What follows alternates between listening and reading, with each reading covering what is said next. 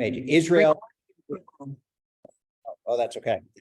Israel and American Jews. That's it. They're between about 90% of the world Jewish population is divided between America and Israel. Israel is slightly ahead now, I believe. I know they were pretty close. But I think that they're all just about even. We could assume they're about even. There are still small Jewish communities in England and London and Australia and France and so forth, but really American Jews and Israel are the center. And if you look at the history of American Jews, in general, the people who came here, so our ancestors, they were generally the you don't want to say the dregs of society, but they were the lower class people that did not see that did not have opportunities where they were.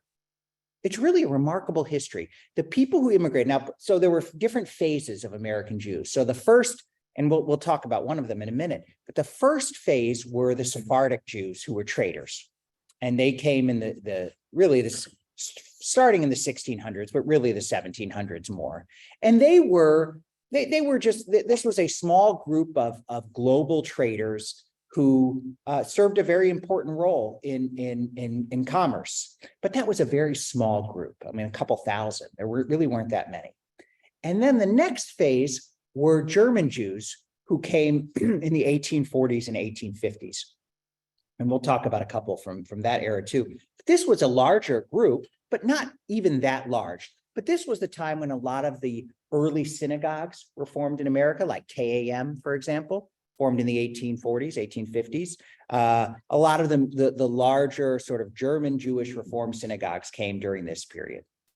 But then by far the largest wave, which is probably where many of you may trace your lineage, is between about 1880 and 1920.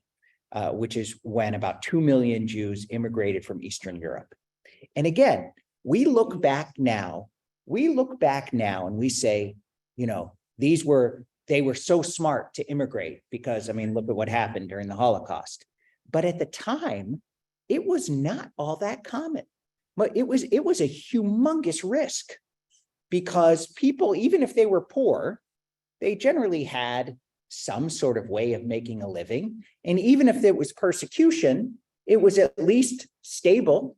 And so the Fiddler on the Roof kind of romanticizes it a little bit, but it was not a great quality of life, but it was something. And the people who left took a tremendous risk, and also rabbinic authorities discouraged. The rabbis did not want people immigrating to America because America was it didn't have the rabbinical authority. It didn't have the deeply entrenched religious life. So it was often the people who had nothing to lose. That's probably the best way of it. People who had nothing to lose who came here. And so it already was a kind of unique blend of people who came to America. Now that changed. And then there were a couple more phases. So during the 1930s, you had some German Jewish refugees that came from Nazi Germany and from other parts of Europe. And then, of course, starting in the late 70s, really accelerating through the 80s, you had Soviet era, Soviet Jews. And those have been the main phases. And in between, you have, of course, people who move here. But those are the major phases of American Jewish history. So from the first phase, we have a guy by the name of Chaim Solomon. How many of you have heard of Chaim Solomon? Yeah. It's a very interesting figure. And his statue in yes. Yeah, it's fascinating. Chaim Solomon, what made him, first of all, he died totally broke, which is really an interesting. He was a very wealthy man in his time, but he died because he essentially forgave all the loans that he had made. They might not have been able to pay back even if he hadn't forgiven them, but he was a broker essentially between the Dutch government and the emerging United States government and the French government and the United States government. So he secured loans for George Washington and the Revolutionary Army when they ran out of money. And it was an extremely impactful event. And he was actually born in Poland, which he's Sephardic Jewish stock, but he was born in Poland, and he came to America, and then he was constantly threatened by the British. I mean, he escaped prison twice. But eventually during the 1770s, he sided with the revolutionaries, which was not common. There were many people who certainly did not side with the revolutionary government. They were they were not. The British had loyalty of about 1/3 of the population living in America at the time. So he took a risk, and he was really respected tremendously. In fact, as I was reading more, I mean, I knew about him and studied him a bit, but it was really critical, the Battle of Yorktown, where Washington thought Washington needed at least $20,000 to finance. He needed uniforms, he needed weapons. And the major funder of the American Revolution was a guy named Bob Morris, who was, was Alexander Hamilton before Alexander Hamilton. Morris said, sorry, I'm out of money. Washington said, talk to Haym Salomon. And Haym Salomon was the one who was able to raise the funds. So it's a fascinating, he died, again, penniless, but he was a founding member of a congregation in Philadelphia called Mikveh Israel. Mikveh Israel, one of the oldest congregations in the United States. You actually can see it. I saw it for the first time. Because my in-laws live in Philadelphia, and I was going on a jog, and I was running down this beautiful street, lots of old colonial buildings, and I saw Mikveh Israel, and it's a very small congregation, but it still exists. He experienced anti-Semitism during his life, obviously, but he still respected as this, sort of early American patriot. So after Haym Salomon, the next really, I think, fascinating political figure, and I've talked about him before, is a guy named Judah Benjamin. How many of you have heard of Judah Benjamin? Yeah, okay. Judah Benjamin is probably one of the most interesting figures, not only in American Jewish history, but American history generally. He was born in the West Indies. He was, which is also where Alexander Hamilton was born. His father was a trader, but they fell on hard times, and they ended up moving to Charleston, South Carolina. Charleston, South Carolina in the 1820s was the largest Jewish population in America. It was the New York of its time. It was and Judah Benjamin was a brilliant kid. I mean, he was quite, knowledgeable. He had his bar mitzvah his father was involved in the Reform Synagogue there, which is considered the first Reform synagogue in America. You should visit there if you haven't. It's well worth visiting. And so his father was involved, but his father then was a breakaway. His father helped form another synagogue that was there was a conflict on the board. And but anyways, so Judah Benjamin grows up there. He is, even though his family is not wealthy, but they are, they have all these connections and relationships, because that group of Jews from that period, they were traders and fairly successful. So he is actually helped. He's funded by other people in the community to go to Yale.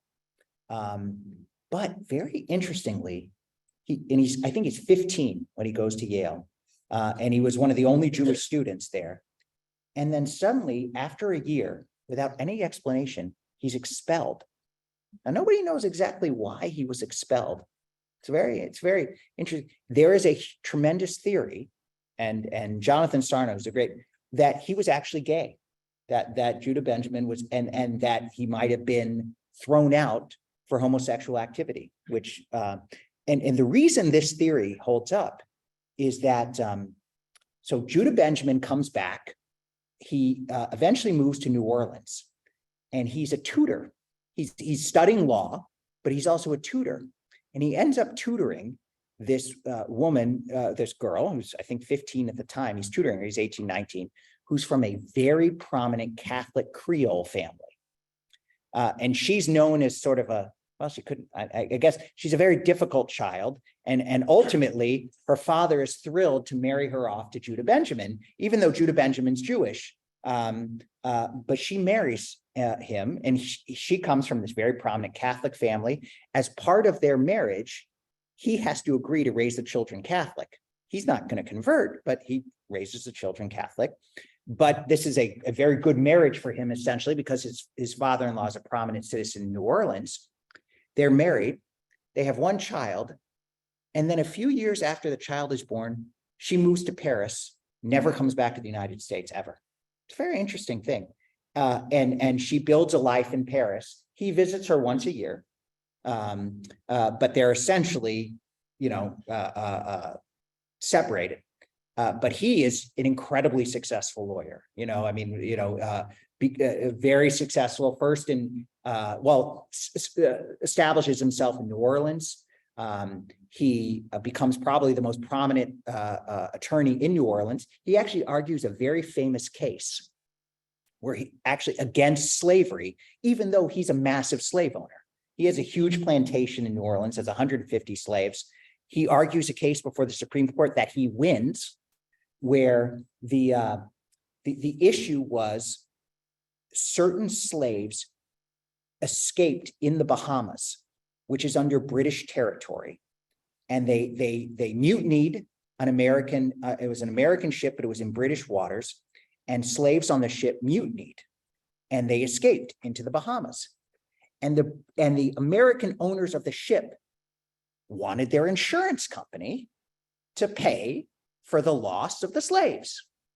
And Judah Benjamin defended the insurance companies, and he argued, he had a whole soliloquy about how awful slavery was, and that while American law condoned it, universal law did not, and British law had freed the slaves. And so given the preponderance that it's I think the Bahamas was British territory at the time, and that, I don't know if I forgot if the issue was it was international waters, so whose law governs those waters, but that slavery was against human nature and the human condition, and so this should not be something covered by an insurance company. And he won, which is quite interesting since he himself was a slave owner, but this is the paradox.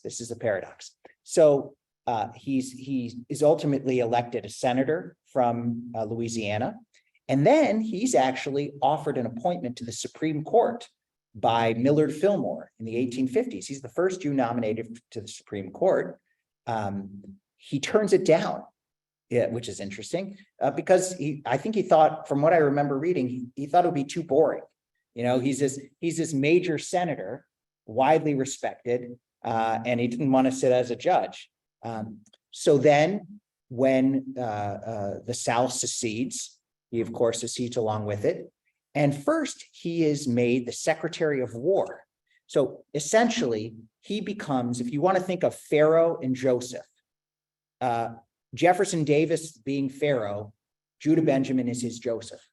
I mean, he is the closest advisor you could imagine. And by the way, this lends some people thought that they had a relationship, not just a political relationship. But in any case, he's first made Secretary of War, but then there's so much anti-Semitism against him, and after a couple of losses in battle, he's basically forced to leave. But then Jefferson Davis promotes him to Secretary of State, and so he is essentially the most influential political leader in the Confederacy besides Jefferson Davis. Even though, it's interesting, people, a lot is written about what were his views on slavery. And essentially, it was not, you had some people from the South who were impassioned defenders of slavery. He never displayed that. He never spoke in these ways like, actually, slavery is an absolute right. It's something we must do. He was sort of almost a pragmatic defender of slavery, if you could think about it. I mean, this was the system that he lived in and that he governed in, and he would go with that system. If the system changed, he would probably go with how the system changed. But ultimately, of course, we know the South loses the war, and he's on the top 10 wanted list. What he does is he escapes and he makes his way down to Florida. And there's all these harrowing experiences. He's almost caught. He makes his way down to Florida. He's able at the last minute to board a ship to London. He arrives in London, doesn't have much money, but establishes himself as a lawyer in London, and ultimately becomes one of the most successful lawyers in all of London, and writes a textbook on torts that's actually still studied. It's like the standard textbook that's taught in law schools in Britain. I mean, it's remarkable, man. I mean, just obviously a tremendous intellect. He starts to spend a little more time with his wife. I don't know if she wanted that or not, but he starts to spend, because he goes back and forth, but he becomes a successful lawyer, and he dies. I think he was 64. And his wife dies a few years later. They had one daughter who marries, but she didn't have any children. So his sort of legacy is gone, but he was just a fascinating figure. And, there's actually a sculpture, a statue of him in Charlotte, North Carolina, of all places, which was almost torn down in 2020 during in Black Lives Matter, and people were more sensitive to monuments. It was almost taken down, but somehow it was preserved. And it's just a fascinating figure. Okay, so on from Judah Benjamin. Let's take a religious figure, Isaac Mayer Wise. You've heard, everyone's probably heard. Who's heard of Isaac Mayer Wise? Okay. So Isaac Mayer Wise is another, immigrates to the United States. He's born in Germany, immigrates to the United States in 1846. Now, very interesting thing about Isaac Mayer Wise is that no one's actually sure he actually was a rabbi. Even though he's the founder of the rabbinical school, the Union for Reform Judaism, he claimed he was ordained by, officially, you don't actually have to go to graduate school to be a rabbi. I mean, all you need to be a rabbi is you need to be ordained by another rabbi. And there are certain rabbis who are respected, and they say, okay, you've done the required study, and I'll ordain you. Well, Isaac Mayer Wise claimed he was ordained by these two very prominent rabbis, but he really didn't have any evidence of it. And at that time, you couldn't Google somebody and find out. You couldn't call up the school, and he's in America, so there's really no way to, I guess they could send telegrams, or not even telegrams at that point. So really, he could totally reinvent himself in America, and he may well have reinvented himself as a rabbi. But in any case, he's tremendously charismatic, and he becomes a rabbi of a synagogue in Albany, New York. And he is well respected, but he's also somewhat radical in the changes that this is an Orthodox synagogue, and he starts introducing changes, which was common at the time, including focusing on Friday night services and so forth. And then on Rosh Hashanah day, he gets in a fist fight with the president of the congregation in front of the ark. And the fist fight spills over. And it's incredible. I mean, you read about this. I read one story. Yeah. I read one story that I'm not kidding you, that in San Francisco, that there was a very contentious board meeting at a synagogue. And the rabbi, and this is San Francisco, the Wild West at the time, the rabbi opened up his jacket, and there was a gun in his jacket. And he opened up the jacket to threaten members of the board. This was meeting, it got so contentious. But in any case, this one, so Isaac Mayer Wise gets in a fight and ultimately has to leave this synagogue. I mean, this is one of those issues, even if he won, he lost, But so he leaves, and he doesn't have a job. But he's got some prominent supporters. And so he gets a job as the chaplain in the New York State Senate. So he works as a chaplain, doing the opening prayers, does that for a couple of years until he's offered a job in Cincinnati. Now, Cincinnati at that time was, this was before Chicago had emerged as the major center of the Midwest. That happens later after the fire. So Cincinnati at that time is probably one of the most prominent cities in the Midwest, has a big German Jewish population. And so this is a good pulpit. So Isaac Mayer Wise goes there, and he is, very much a very successful rabbi at what's now called Wise Temple. And what Wise was not a major intellect. I mean, he was smart enough, but he was a tremendous organizer. And if you think about it, this is the time in the late 19th century when, really big businesses started in America, Standard Oil, the railroad system, and Isaac Mayer Wise kind of conceives of building the organization, the structures of, he doesn't call it Reform Judaism at the time. He calls it American Judaism. His understanding was that all American Jews would ultimately be almost essentially Reform Jews, liberal Jews, but there would be a spectrum. He was about compromise. There would be a spectrum. There would be more observant, less observant, but there wouldn't be orthodoxy. Orthodoxy was the old world. America was the new world. And so he writes a prayer book called Minhag America, which means the American custom. And what's unique is many of the synagogues, many of the German Jewish synagogues still spoke German, like KAM, the meeting note, the board meeting notes were in German and so forth. Wise says, we're going to speak English. And he gives all his sermons and speeches in English. And then he establishes sort of the three key institutions that still exist today. The first is the Union of American Hebrew Congregations. Now notice, nothing about reform, and he didn't use the word Jewish either. Hebrew was considered a more acceptable term. At that time, Jewish evoked a little bit more anti-Semitism. And so my grandfather told me this once, that when he was people used to fill out on like he was a doctor, the hospital forms, they would write Hebrew, not necessarily Jewish. So this was consistent with the times. So Union of American Hebrew Congregations. And he started recruiting other synagogues to join. And then he said, well, we're going to need rabbis to serve these synagogues. So then he takes and starts the Hebrew Union College. And the Hebrew Union College trains the rabbis to serve at the Union of American Hebrew Congregations. And then he says, well, the rabbis are going to have to continue to learn and continue to group together. So he starts the Central Conference of American Rabbis. So he's brilliant. I mean, there's no question. So he creates all three of these organizations. But then what happens is, and he is actually respected among Orthodox as well. But then what happens is, all these institutions are built in the 1870s, when most of the American Jewish population were German Jews. But then starting in the 1880s, you have this massive influx of Jews from Eastern Europe who are generally much, much more traditional.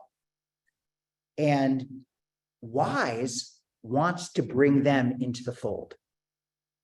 But he is opposed by the more ideological members of the Reform movement who say, no, actually, this is our group. If they want to join, they can subscribe to our ideology, but we're not going to change who we are just to appeal to more traditional people. And so Wise is opposed by another interesting person. We probably don't have time to go into his whole history, but it is quite interesting, by a guy named Kaufman Kohler. And Kaufman Kohler still, gives his sermons in German. And Kaufman Kohler says we need to define the principles of Reform Judaism so that we know who we are. And Isaac Mayer Wise doesn't really want it. He wants to keep it much more flexible. But ultimately, Kaufman Kohler wins out, and they write the Pittsburgh Platform of American Reform Judaism in 1885. And that essentially splits this American Jewish movement into Reform Judaism.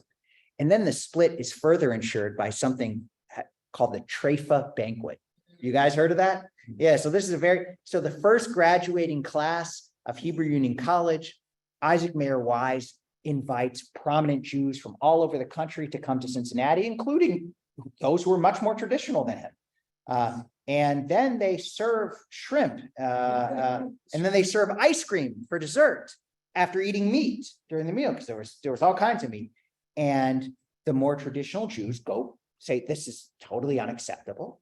And that then ultimately results in the founding of the conservative movement. Now that comes a little bit later, but it solidifies this split. Now, interestingly, there's a whole controversy about the Treifa banquet. Was it deliberate or was it an accident? Now, it may well have been deliberate, but it doesn't really fit. If you think, it's not something that Isaac Mayer Wise, he was not a provocative person in terms of religion. He was provocative in other areas, but he clearly would not want to alienate people who were visiting. There's a whole theory that it was a catering mistake, that the caterers messed up, and that it was not that maybe they weren't given proper instruction. Maybe it was just they had no idea of the kosher laws, or that, whatever it was. But this catering mistake could have, probably could have been avoided. But in any case, it's quite interesting. So that ultimately leads to the separation. And the other next figure I want to talk about is a guy named Solomon Schechter. Now, we all know the name Solomon Schechter from Solomon Schechter schools, but Solomon Schechter was really the person who's responsible for the conservative movement in the United States. Although interestingly, I just read, this is probably bad news to introduce. The conservative movement's incoming rabbinical school class is only 7 students. It's really strange. Anyways, that's neither here nor there. But Solomon Schechter is a very well-known scholar in Britain. He teaches at Cambridge. But what truly made him famous was he was in Egypt, and he was at a market, at a like a flea market, but he saw these scrolls, and he said, this is quite interesting. Where did you get these scrolls? And they said, oh, at this old synagogue, or the dealer said, I bought it from another dealer who, got it from this place. Schechter keeps his mouth shut because he knows how valuable these scrolls are.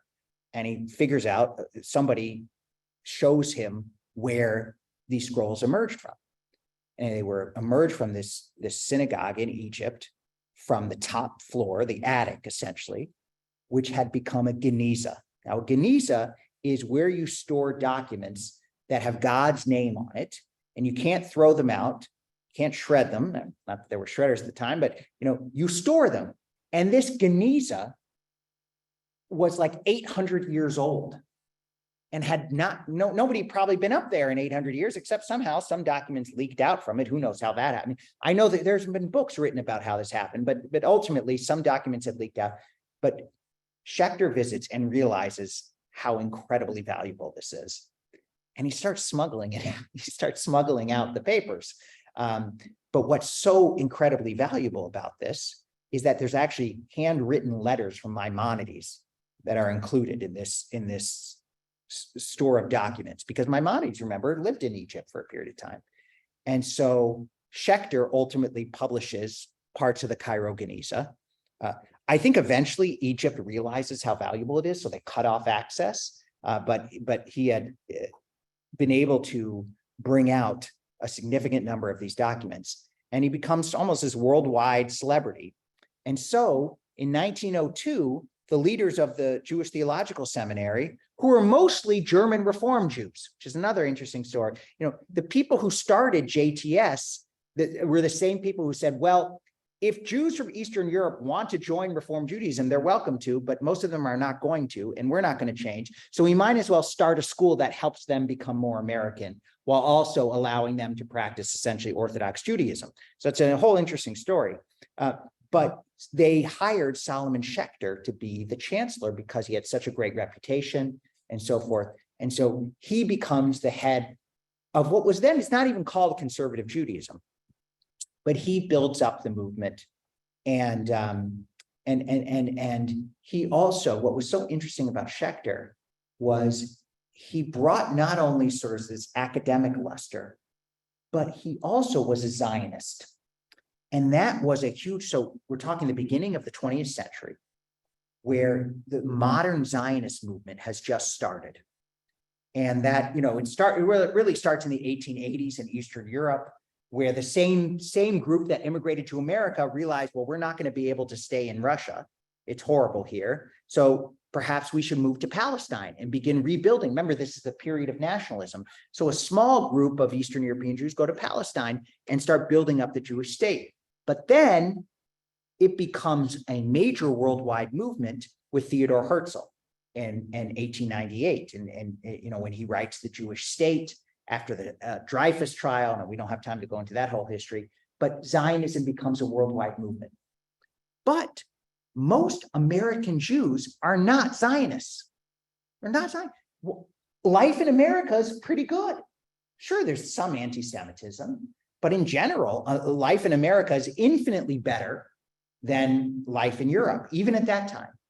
And so most American Jews, and also remember, American Jews are sensitive to charges of dual loyalty. Oh, so you think there should be a Jewish state, but aren't you citizens of the United States? You know, went through the Statue of Liberty, aren't you? And so most American Jews have practically no interest in Zionism. But Schechter is an exception. And he says, I'm a Zionist, not because I plan to move there or because I doubt my loyalties to America, but that it's good for the Jewish people overall, that we need a spiritual homeland. And so Schechter is one of the very first sort of prominent American Zionists. And that, as a result, the conservative movement, generally the rabbis at that time were major Zionists, whereas most Reform rabbis were the opposite. They were anti-Zionists. Kaufman Kohler, who's the president of Hebrew Union College at the time, pledges he will never hire a Zionist as a professor at Hebrew Union College. It's very interesting. Now, when I was a student, the president of Hebrew Union College was a guy named David Ellenson. He's a really wonderful man. And he once told me, he said, you know, Kaufman Kohler said he would never hire a Zionist. I would never hire an anti-Zionist. So things had changed. Not that there really are. Well, no, you know, there are some anti-Zionists. There are some anti-Zionist American Jews. That's a whole topic for a different. We could do a discussion on that at some point. But anyways, Schechter is the first prominent American Zionist, but probably the most interesting, to talk about interesting American Jews, Zionist, was Louis Brandeis. Now, everybody here, I'm sure, has heard of Louis Brandeis because there's a university which was established after his death that just shows how prominent. Brandeis was born in 1856 in Louisville, Kentucky. All places. His father, again, Louisville had a decent Jewish population, kind of like Cincinnati. It's not that far from Cincinnati. It's only an hour and a half. And Brandeis's father was a grain trader, totally assimilated. Totally. Brandeis grew up with virtually no Judaism in his family. There is some scholarship that says that Brandeis's family was involved with something called the Frankist movement. Frankist movement so there was a guy named Jacob Frank who was a disciple or descended from Sabbatai Tzvi. Sabbatai Tzvi was the false messiah, but Jacob Frank was sort of a newer version of Sabbatai Tzvi. And Jacob Frank was able to gather many prominent Jewish families, especially in Prague, to become his followers. And these were wealthy Jewish families in Prague who became, You're not perfect. oh, sorry. Yeah, I walked off a little bit. I got excited. So, but Brandeis's family became followers of Jacob Frank. Now, it was his grandparents and great-grandparents, and they became totally assimilated. But they still had this connection to this sort of mystical Messiah. So some people speculate some people said Louis Brandeis kept a picture of Jacob Frank on his desk at the Supreme Court. This is what one of his biographers said, although there's really no evidence of it.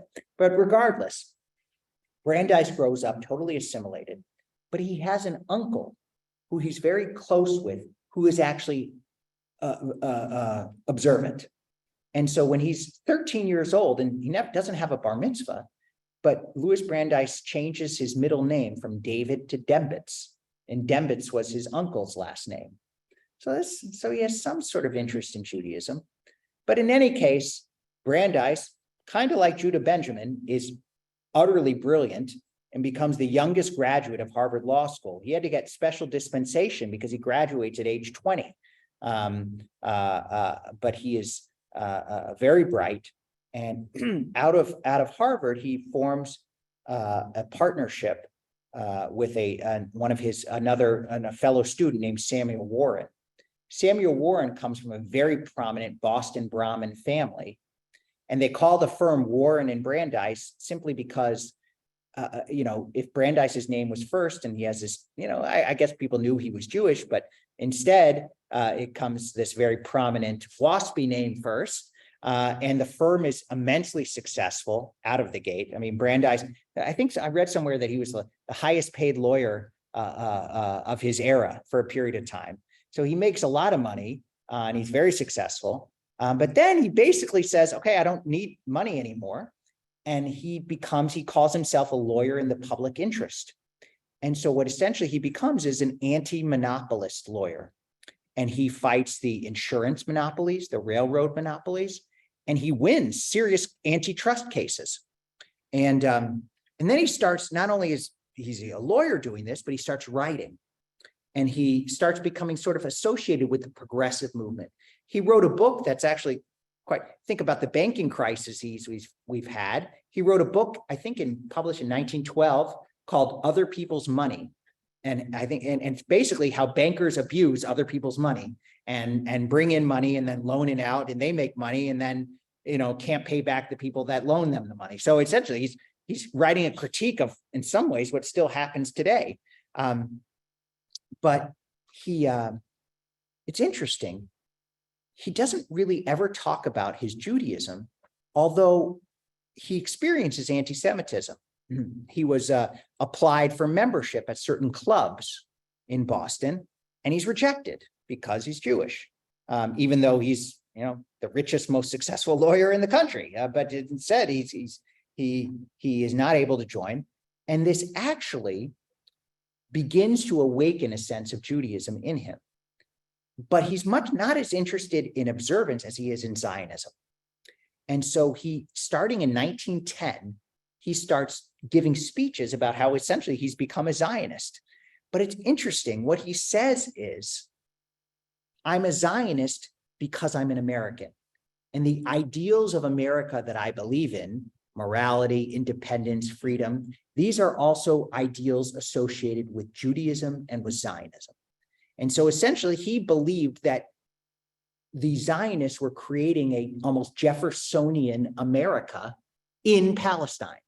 So it's fascinating. So his connection into Zionism was not through Judaism, but was through Americanism. And what's brilliant is Brandeis says, this is how I think most Americans would feel, is that they have some lingering connection, American Jews, they have some lingering connection to Judaism, but they're perfectly happy in America. And so perhaps seeing Zionism as a pro-American ideal could actually bring more American Jews into the Zionist movement. And he was totally right. Through his sort of personality and prominence and thinking, he grows the American Zionist movement. And then when World War I breaks out in 1914, he becomes essentially the head of the global Zionist movement, which is centered in America because Europe is at war. And Brandeis is immensely successful in essentially mobilizing and creating the American Zionist movement. At the same time, he's a very prominent progressive, and he becomes very close with Woodrow Wilson. And Woodrow Wilson appoints Brandeis to the Supreme Court in 1916. Now, today, we're used to big battles over Supreme Court appointments, but that was not the norm, except for Brandeis. Immediately, the day after his appointment, there are anti-Semitic headlines in all major newspapers. I mean, it's astounding. I read some of these headlines, but he was lambasted for being Jewish. And he was associated as being this Jewish socialist progressive. He's far from a socialist, but he was identified with the progressive movement that was anti-big business. But he has enough friends, he has enough influence that he's ultimately confirmed, although 23 senators vote against him, which was unprecedented. That never happened. I mean, usually these Supreme Court appointments were they took a couple days. But he had to bring in lawyers from his old firm who so at that time, Supreme Court nominees didn't testify personally like they do now, where they weren't questioned. They had representatives who were questioned. And so he had the prominent partners from his old law firm come. So he's ultimately confirmed. And he sort of starts stepping away from the Zionist movement. But he's ultimately pushed out because he's seen as too American by the European Zionists. And that's a whole other interesting question. He's seen as too, people like Chaim Weizmann, who grew up in the shtetl in Poland, saw Brandeis as this almost sort of Gentile American Jew. And so there was cultural differences. But in any case, he becomes probably one of the top half dozen respected Supreme Court justices in history from his opinions. He's very, the right to privacy. He really is the person who kind of invents this concept. I mean, he derives it from the Constitution, but our lawyers here could speak more about this, but he really is identified very strongly with the right to privacy.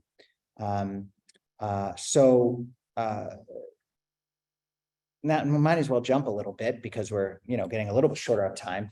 But probably the second most prominent Jewish Supreme Court justice, I would argue, probably Ruth Bader Ginsburg for sure. I mean, there are others, Felix Frankfurter, Abe Fortas. Abe Fortas more infamous than fame, unfortunately. But Ruth Bader Ginsburg, I mean, is such an extraordinary story and embodies so much about American Judaism. Because in many ways, she's almost very typical of American Jews of her era. She goes to a public school in Brooklyn known as James Madison High School, which is also where Chuck Schumer went. I mean, James Madison High School has produced many very prominent American Jews. And so she goes there. She's an incredible student. She has a bat mitzvah, but her family, she doesn't have a bat mitzvah, excuse me. She has a bat mitzvah later in life, but at that time, girls didn't have bat mitzvahs. But her family is moderately Jewish. They're sort of very much typical of post-World War II American Jews who are affiliated with a synagogue, often a conservative synagogue. Remember, between 1945 and 1985, conservative movement is by far the largest movement in American Jews. Reform takes over in the 1990s. But conservative Judaism was seen as still, your grandparents could be comfortable in a conservative synagogue, even if they were Orthodox. And so Ruth Bader Ginsburg, or Ruth Bader at the time, grows up conservative. She is able to get into Harvard Law School, one of very few females. She marries a fellow student at Harvard Law School, Martin Ginsburg. Martin Ginsburg is a year older, so he gets a job when he graduates in New York. And so she's able to transfer from Harvard to Columbia Law School for her final year, graduates very top of her class at Columbia, but cannot get a clerkship. One of the people who turns her down, because she's female probably, is Felix Frankfurter, which is very sad, sort of a stain on Frankfurter's legacy. But I think I remember reading, because I taught a class on Jewish Supreme Court justices, that he actually did because she was a woman. But anyways, one of her professors helps her get a clerkship with another federal judge. And he basically says to this federal judge who didn't want to hire her, if you don't hire her, I will never send you any more clerks. So he uses his leverage and he agrees. She becomes a clerk, which is a very prominent position. Then she becomes a very successful attorney, does a lot of advocacy for the ACLU, especially around fair pay, other various issues, is appointed to the Court of Appeals by Jimmy Carter in the late 1970s. It's on the Court of Appeals for, I think, 14 years until she's appointed to the Supreme Court by Bill Clinton. And on the Supreme Court, she has an extraordinary legacy. She When she joins the court, it's more liberal, but as time goes on, it becomes more conservative. And so she kind of becomes famous for her dissents. But really, probably people say her most important opinions deal with fair pay, and how women were even in jobs where there were equal representation, there was not equitable pay. And so some of her dissents ultimately become law. Congress passed, I think it's called the Lilly Ledbetter Fair Pay Act. So her dissents become the basis for certain legislation that's passed to sort of have laws making it much harder to have inequitable compensation. It still happens, but there's many more laws trying to prevent it from happening. So obviously, one of the interesting things about Ruth Bader Ginsburg is she is more prominently Jewish than probably any other Supreme Court justice, any other Jewish Supreme Court justice. I mean, Alana Kagan's Jewish, but you don't hear, I mean, I don't think she attends synagogue or anything like that.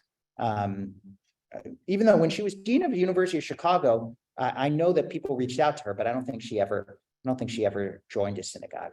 But Ruth Bader Ginsburg went on the High Holy Days, and she studied. She had great relationships with rabbis. She visited Israel frequently.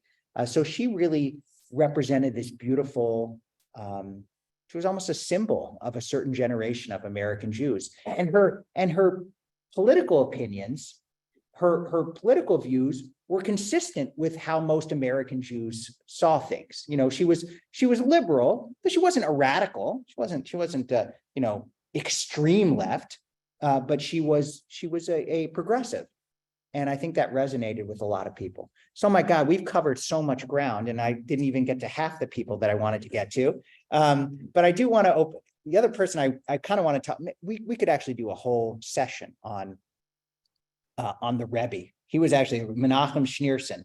I want to do a whole, because the more you look at the history of Chabad, the more impact it's had on American Jews. But we can do that another section. But I want to get some questions or comments. Yes. They have to come up and. Oh, okay. No. If you have a question, go up to Rabbi and ask it right there. Or I can repeat the question. Why don't you Okay. just ask the question? I'll repeat it. Yeah. Okay. Okay. All right. Who? Yeah. All right. Go ahead. Couple comments. Yeah. Number one, in 1944, when I was in the Navy, I had an H for Hebrew. And I lost my doctorate. Absolutely, and when I was So- in the Marine Corps, I had An H for Hebrew. So not Jew. It's so interesting. I mean, it's so interesting what was acceptable and what wasn't. Yeah. Anyway, my other comment was, I'd like to add to this, that my first wife was what is called the red diaper child. These are the children of the socialist, communist, socialist followers and so on. And their contribution in the 20s and the 30s was, even though they tended to be secular, they had Yiddish Right. classes and so on. Yeah. But their contribution was to civil rights. They were the most identifiable group in America that spent so much of their activities related to civil rights, particularly for African Americans. That's so interesting. So the red, yeah. My wife's grandfather was the same way, and he actually he told me he thought he was not accepted in a certain unit in World War II because of his parents' communist background. Yeah, very interesting. Okay. Wait.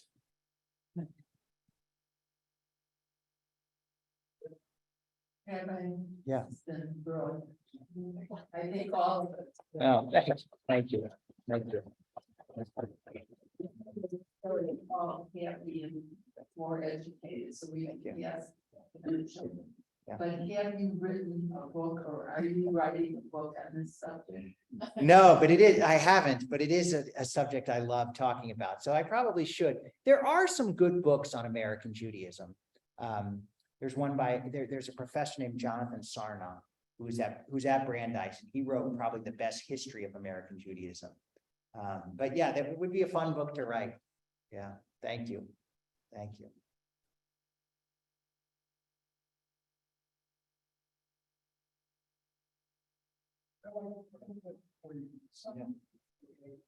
When you need money, find a Jew with us money. How random was it that he's, a man who had money, whether he was Jewish? Who? Solomon. Oh, Chaim Salmon. Right, but it was at that time, I'm thinking it fits with an image, right? We need Yeah. money, we'll find a Jew to give it to us. Yeah. But how was that a random thing that he just happened to have connections to provide the money, or? He came from, yeah, it's a great question.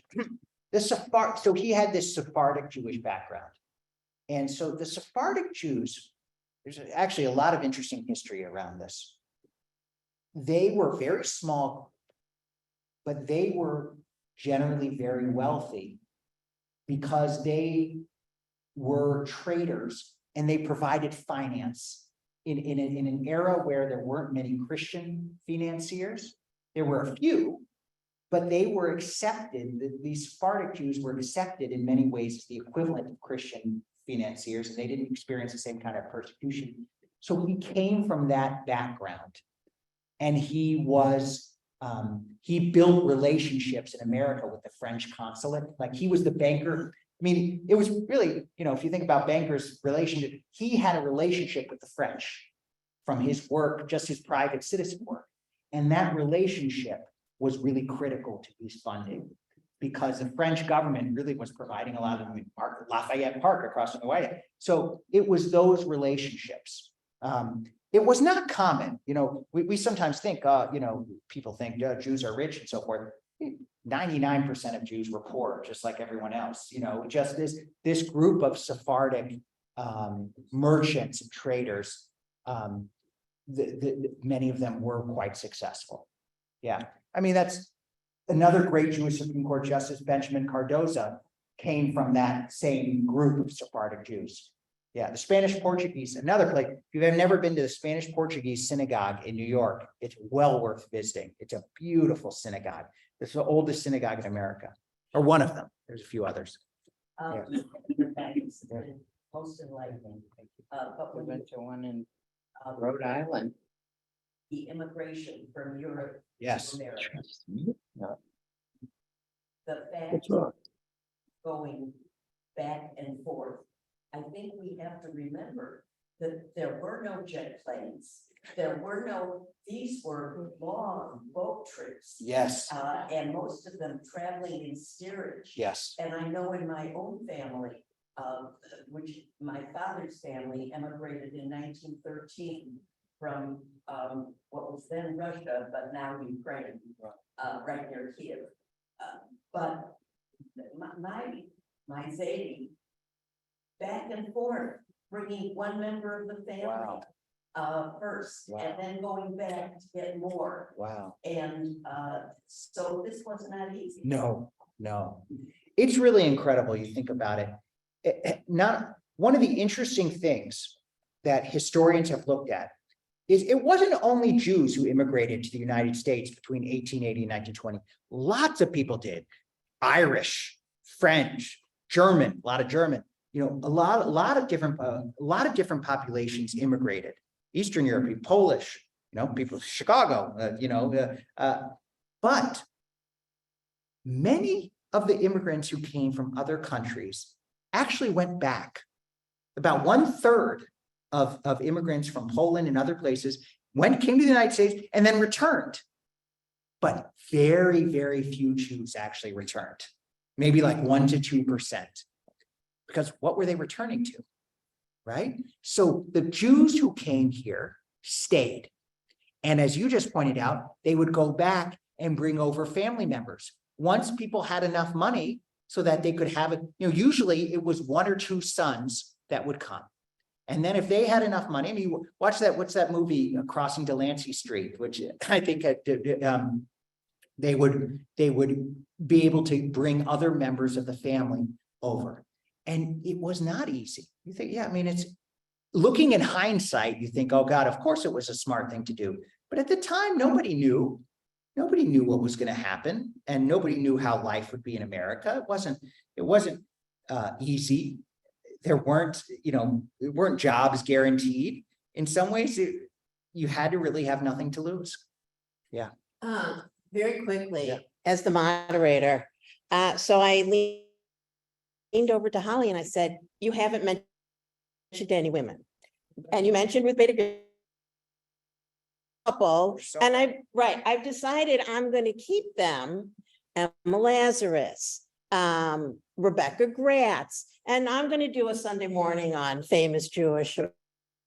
Right, because, and I think, so, we just have to look at that, and they were Jewish and they were women, so they had, I mean, the most interesting, Emma Lazarus comes from another Sephardic Jewish family, but Henrietta Zold is the founder of it. She's incredible. I mean, she wanted to be a rabbi, and she was not permitted to be in JTS, which is a whole interesting, but arguably she had a pretty successful life founding Hadassah. So Bernie yeah. has another question. Not a question of correction. yeah, Your parents, your family must have been rich. No, Of they the were 2 not. million Eastern European Jews, They were very. almost none of them went back to get their family. Almost none. They all sent money Yeah, for the people of God. they were very poor. there weren't many rich. There were No. there were some of the German Jews who came in the 1840s and 1850s. I wouldn't say they were rich, but they were middle class. But most people, I mean, and Russian Jews who came in the 1980s, certainly not rich either. I mean, it's most immigrants to America have been relatively poor. But the beautiful thing was people were able to make a life, especially the Eastern European immigrants came and people say they were one generation ghetto people. They lived, in Lower East Side, but then were able to make their way out. Yeah. There were many Jews that were active in this civil rights movement. Yes. My rabbi growing up, Rabbi Evan Moffic, was actually beaten up during a protest for them. So Yeah. Oh, that was, yeah. I mean, we could do a whole nother class about that. The predominant number of Jews who were involved in the civil rights movement, it's extraordinary. In fact, I remember reading somewhere that during Freedom Summer, which is when many Northerners went down in the early 1960s to help voting registration, that 50% of them were Jewish. I read that somewhere. So certainly Arthur Lelyfeld was beat up and bloody. Yeah. Then his son became the editor of the New York Times. So yeah, there's a very, very interesting family. Yeah. Other questions or comments?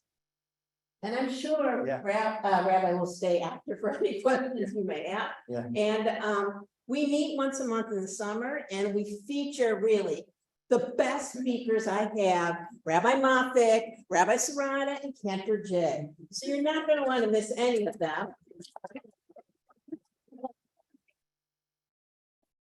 And our next, I have to look this up because our next self-enrichment is Rabbi Serrata, and it's one Hebrew word, what it can teach us about human beings.